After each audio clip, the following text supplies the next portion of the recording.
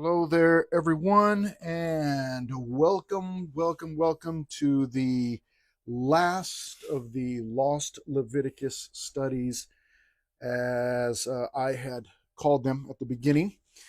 These are a series of recordings that I believe I lost at some point. This is a few years back, and now that our worship leader Matt the magician is putting all of these studies on the podcasts really is the main reason for re-recording these, because these sessions were lost, and nobody was begging for these on YouTube along with the rest of the series. So I'm pretty sure nobody was going to be begging for these either on the podcast, but it is good to have them and have everything in order. So they're being re-recorded, and this is the last of them. This is Leviticus chapter 25, and it's the first part of Leviticus chapter 25, because there is a part 2 and a separate video that we do have. So this will complete Leviticus, and so that's what we're doing here. Let me, before I go any further, let me start my timer here, because I'm trying to pay attention to the amount of time that I'm spending on each of these studies and not going too long, because I could just keep going and going and going. Leviticus 25, this is part 1. And if you're a note taker, you want to take notes, beginning at verse 1 and down to verse 22, I titled Year of Rest. Okay, Year of Rest. And then you'll find out in the second video, I think, but let me tell you anyways, beginning at verse 23 and down to the end, which is verse 55, is called, I titled Year of Restoration. So Year of Rest, and then Year of Restoration. And today we will get Year of Rest, and then Year of Restoration is for the next video, which I know is there because I watched it. But let's take a look here and see what's going on in this Year of Rest. And verses 1 to 7, so I've got the main division as Year of Rest. Verses 1 to 7, I titled Pausing the Planting. Let's find out here what God is instructing them to do. And the Lord spoke to Moses on Mount Sinai, saying, Speak to the children of Israel and say to them. So this is God speaking. God's giving the instructions. Again, these books of Leviticus and Numbers and Deuteronomy, these are all books where you find God instructing his people, but it's not just instruction given. This is from the heart of a father to his small child, who he's raising and doing his best to teach them the right way and the right way to do things. And this is all brand new to them. I mean, they've been God's people, but they were not living that way. They were in bondage in Egypt, slavery. And so now they're relearning, essentially, it's like they're relearning how to walk. They're being rehabilitated. And this is all brand new stuff for them. They've been slaves for a few hundred years. And so now they're going to get their own land. And God is instructing them in all of this. So it says in verse 2, Speak to the children of Israel and say to them, When you come into the land which I give you, so these are instructions for the future. Then the land shall keep a Sabbath to the Lord. What is that? What's going on there? 6 years you shall sow your field, and 6 years you shall prune your vineyard and gather its fruit. But in the 7th year, so the Sabbath year, where it says in verse 2 that the land shall keep a Sabbath, this is a reference to the Sabbath day. So there's a day of rest during the week for the Jews that was given to them. In fact, it was part of the 10 Commandments for them. And so they were being commanded to rest. And here, God is explaining that the land needs rest. And so he calls it the Sabbath. The land gets a Sabbath. It's Sabbath rest for the land. And he tells them in verse 3 that they should plant and grow and harvest or prune all of their crops for 6 years. 6 years they should do that. Verse 4, but in the 7th year, there shall be a Sabbath of solemn rest for the land. A Sabbath to the Lord. So it's not just that the land gets a year of rest, but it is to be a year of rest for the land specifically dedicated to the Lord. That's what he's saying there in verse 4, a Sabbath to the Lord. You shall neither sow your field nor prune your vineyard. So they were instructed there not to sow or plant, and they were not either, in verse 4, to prune the vineyard. Now, we're going to find out as we continue reading, and as you get into the second portion of chapter 25, which again is the following video, you will find out that you might initially think, well, they're not supposed to plant and they're not supposed to prune their fields. How are they supposed to get food? They were to go to the field and get what was there. But they were not to, when it says not to prune your vineyard, it means don't go empty your vineyard. Just let it grow. Let it grow naturally. And just go out and get what you need. So we'll get to that in another video as you continue to read. But he goes on to say in verse 5, what grows of its own accord of your harvest, you shall not reap. There it is. Don't go and clear it all. Don't reap it. Don't get it all. Nor gather the grapes of your untended vine, for it is a year of rest for the land. So what God is telling them, this is it sounds so crazy, and according to human standards, it probably is crazy. But God's giving them these instructions, and so it's not crazy at all. It's trusting God, which sometimes seems crazy, but it's not crazy. You're putting your trust in a sure thing, and it's not a thing; it's God. But that's what he's telling them here. He's pressing them to do this. He's testing them to do this. It's a year of rest for the land. Verse 6, and the Sabbath produce of the land shall be food for you, your male and female servants, your hired man, and the stranger who dwells with you, for your livestock, and the beasts that are in your land, the animals that are in your land. All its produce shall be for food. Now, before we go any further, let me explain for you. This was a test of their faith. They're being directed here to live by faith for an entire year. Now, God, all throughout the scriptures, from the beginning of, from Genesis, God wanted his people to live by faith. I say that because we oftentimes view the Old Testament and the New Testament differently. We think, well, the New Testament was all about faith. The Old Testament was all about the law. That is absolutely not true. The law was given in the Old Testament, that is true, and the Jews were commanded to live by the law. But that does not cancel out faith. All of these laws were being given to them by an invisible God.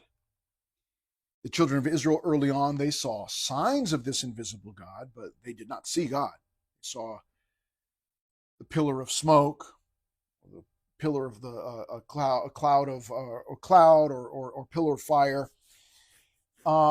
They saw Moses up on the mountain getting the 10 Commandments, and they saw thunder, or they heard thunder, saw lightning, and all of these things. So they saw evidences of God, but they didn't see God face to face, which means that this law that they're getting, Moses is coming down off of the mountain and telling them, hey, I was just up there with God, and God told me to tell you. I mean, think about it. That's suspect. Wait a minute.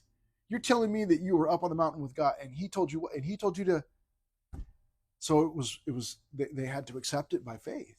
Just because it was the law doesn't mean that it canceled out faith. God has always desired for his people to live by faith in him. So here he's giving them another opportunity to live by faith, and that is by working the land for 6 years, because they needed to be productive. They needed to do their part.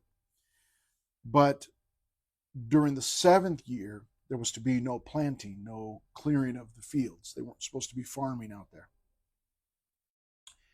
So this means that they had to trust that what they had planted the year before, I mean, all of the plants, everything's out there.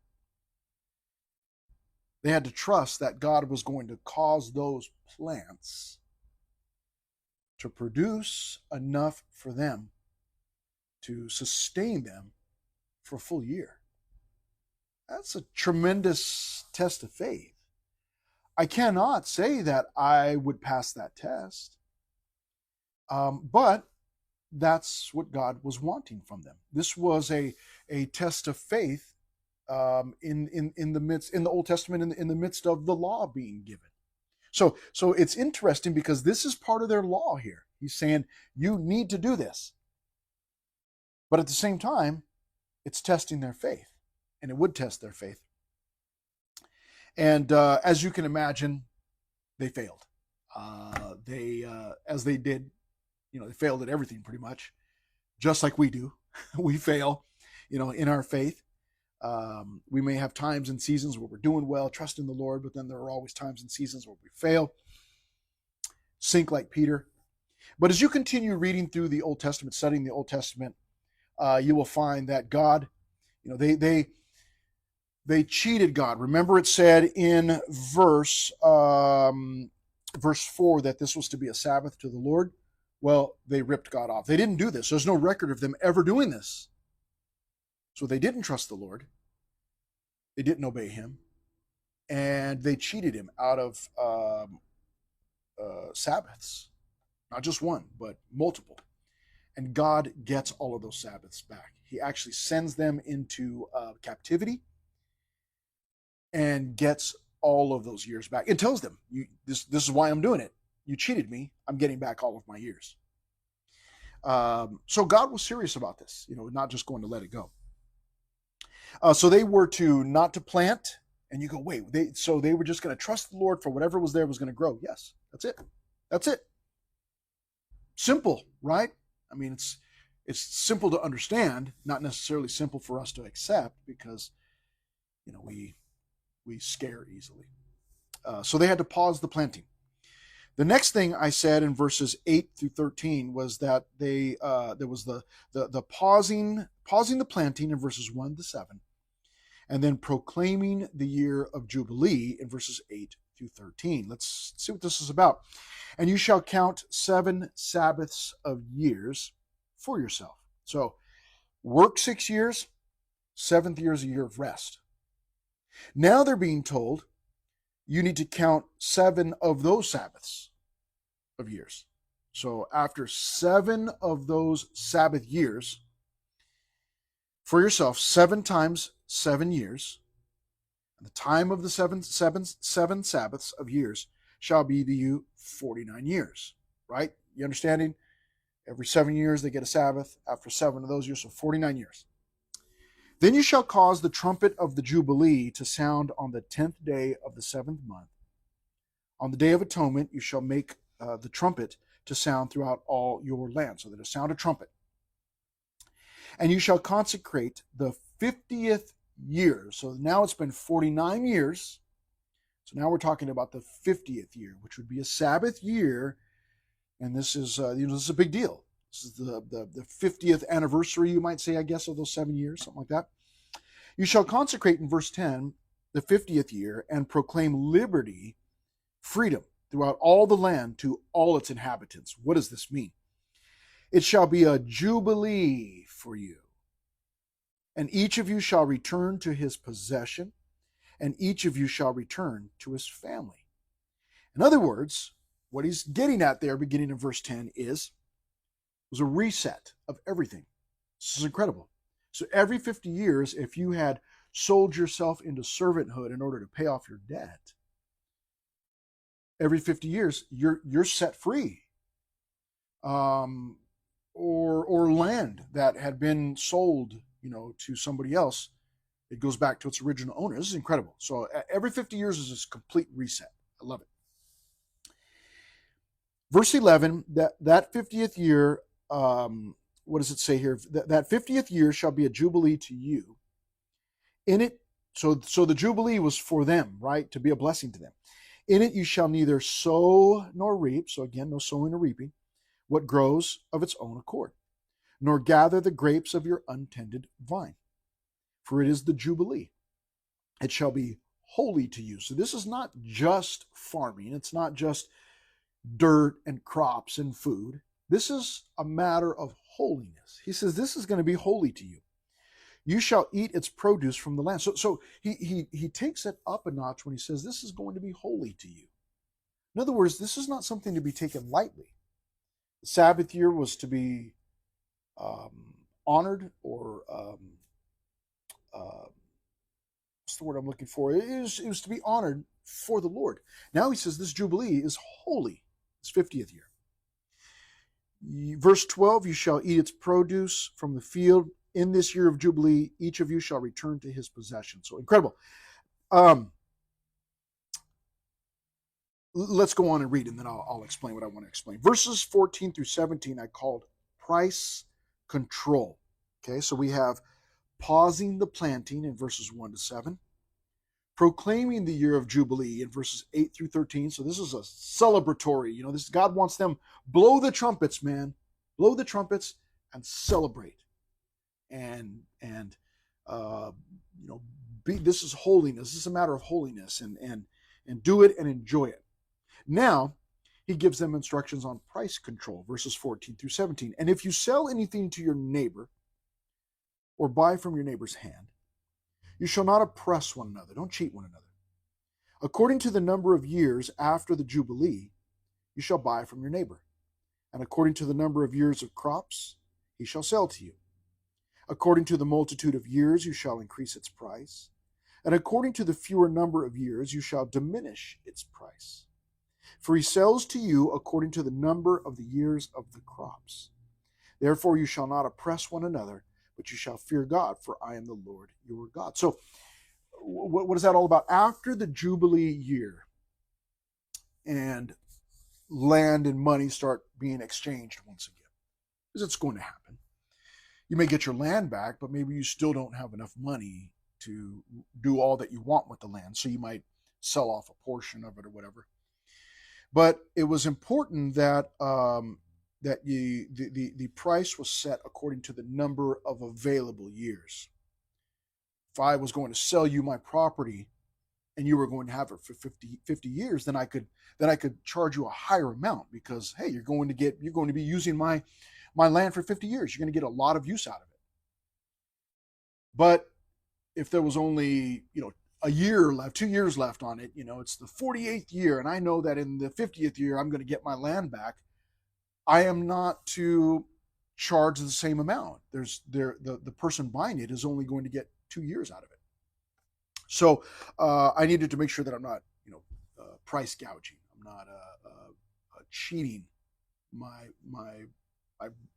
brothers, my family, So price control. Now, verses 18 through 22, I titled Provisions for the Seventh Year. So verses 1 to 7, again, I keep repeating this just in case, pausing the planting.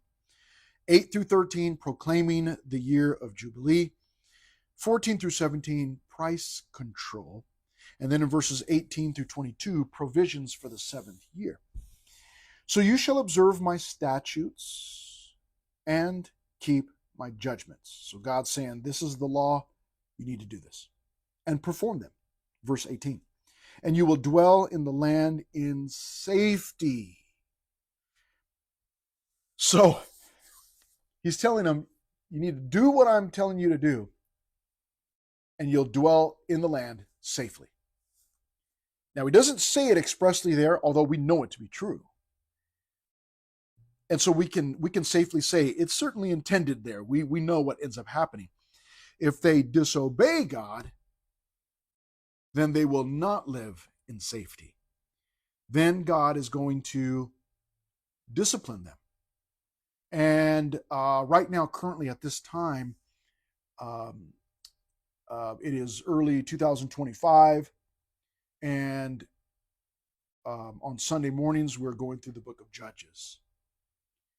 And the book of Judges is several years after Leviticus. And what we have found is they certainly have not done these things. They are living in disobedience off and on and off and on. And so God repeatedly is disciplining them. He's repeatedly merciful to them.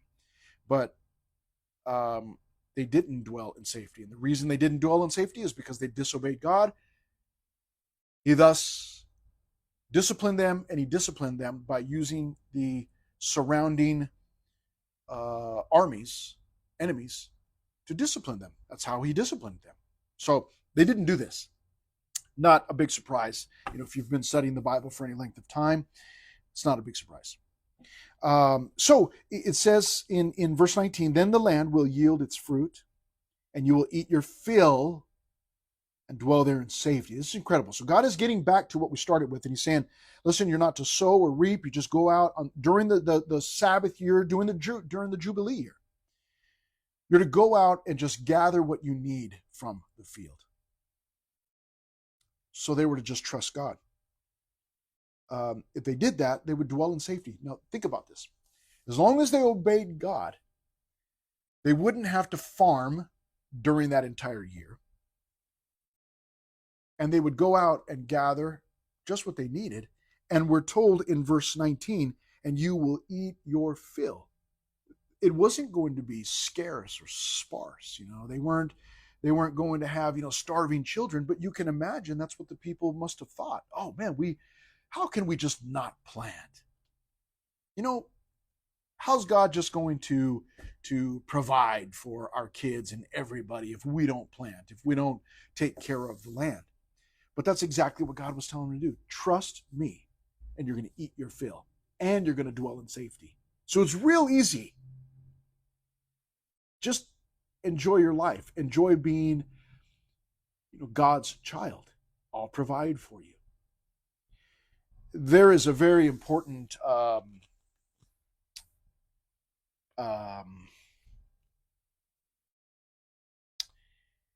illustration here.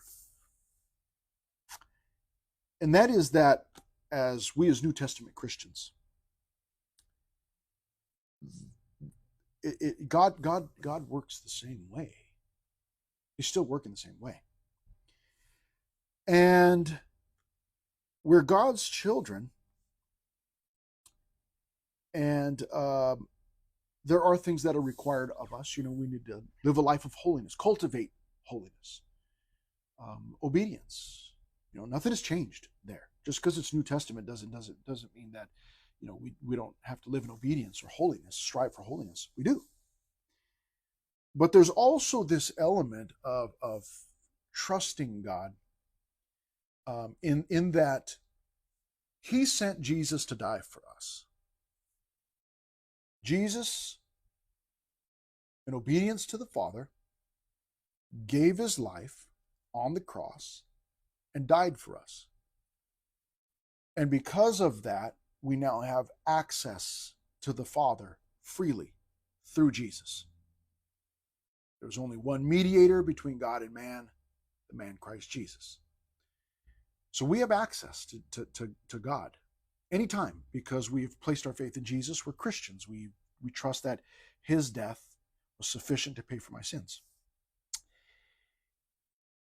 And yet, there are some in the Christian community who still want to live not by grace and the grace of God and the freedom that we have in Jesus, but they want to live by works. And they want to live by the law. And they will try to put a trip on you. And they will say things like, this is just one example, and it's fitting. They'll say, hey man, what day of the week do you go to church? We go, well, we go to church on Sundays. At least here at Revival we do. We go to church on Sundays. And there are people that are Christians that are people that are Seventh-day Adventists, and some people consider them to be a cult or false religion. I'm not here to discuss that right now. I'm just saying that they'll put a trip on you, and they'll say, you're supposed to go to church on Sunday. I mean, on Saturday rather. That's the Sabbath, Saturday. And you know what? I'm okay with going to church on Saturday. That's all right. I don't have a problem with that. I could do that. Sunday too, and we go on Wednesdays, and we have classes throughout the week for different age groups and different ministries. And there's something going on almost every day of the week here at Revival. So, I mean, Saturday, sure, let's throw Saturday in there too.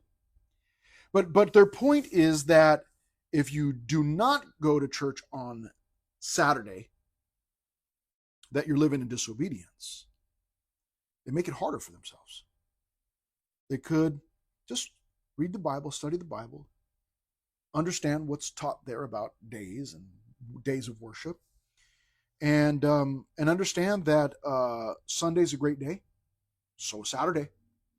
But it's not like the day is required of us in order to be godly or to be holy or to be a Christian. They're making it hard on themselves. Again, back to our Leviticus passage here. In that year, all they had to do was trust God.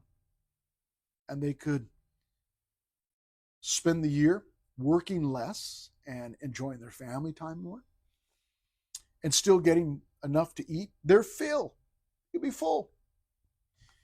But as I've already previously said, these people could not do it. And there are Christians today that still cannot do it. They cannot understand, the idea of just trusting God for their provisions or trusting God, for their holiness. He's for His grace. Trusting God is hard for them. They feel like they have to have an input in order for, God to accept them or to work in them, which is absolutely not true.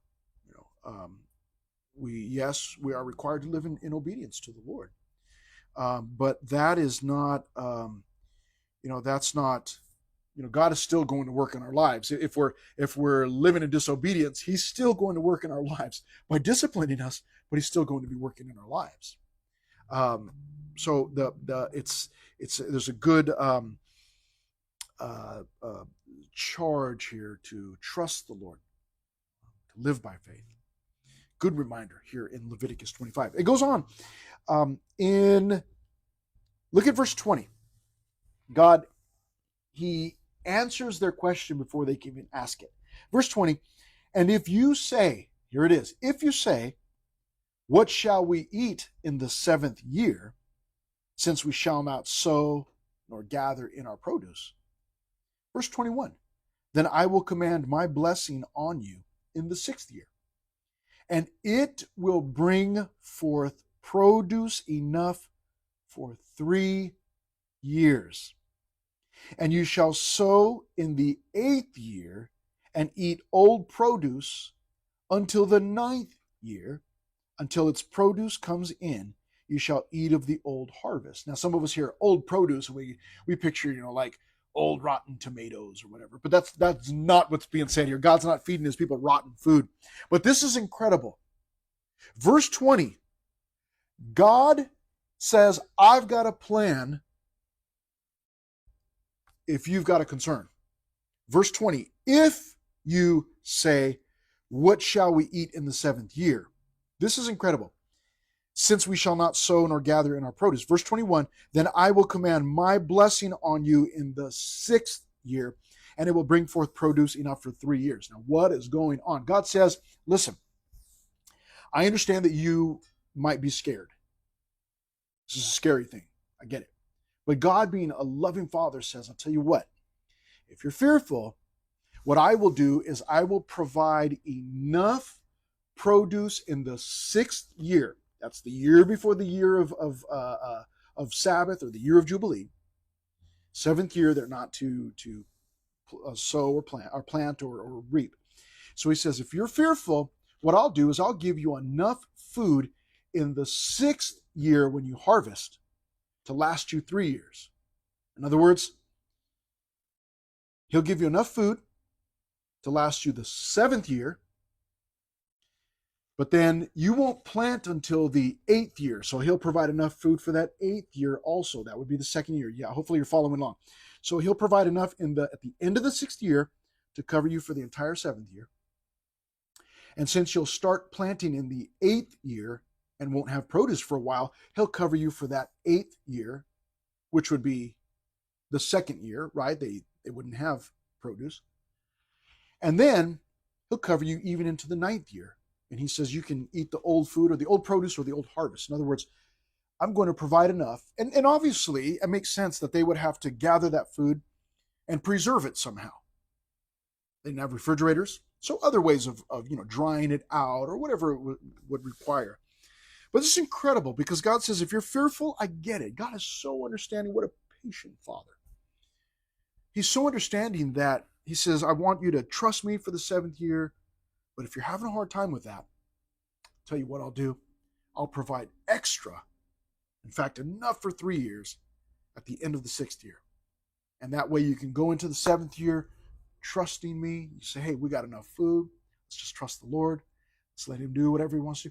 God is so patient. Here in Leviticus, this is one of the reasons why I love going through these Old Testament books. And I mean, it's so rare today. Leviticus, Numbers, Deuteronomy. Who does that? We do that. We do that.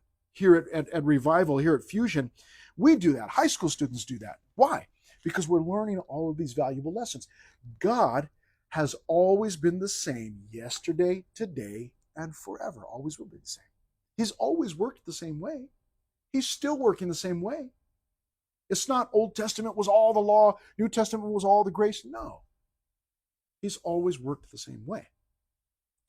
He wants us to operate by faith. And when we have a hard time trusting him, he knows that, he understands. And he says, I'm going to prepare a table before you in the presence of your enemies. Psalm 23, verse 5. He prepares a table before me in the presence of my enemies. He knows my enemies are there. He knows that I'll be fearful. But he's already got a plan in the midst of that to settle my heart, to provide for me, to give me peace and protection, prosperity in the midst of that hostile scenario where my enemies are surrounding me. I do not have to fear because God's already prepared a table before me. He prepared, means he did it ahead of time. He already knew that there was an enemy there, but he's already made preparations.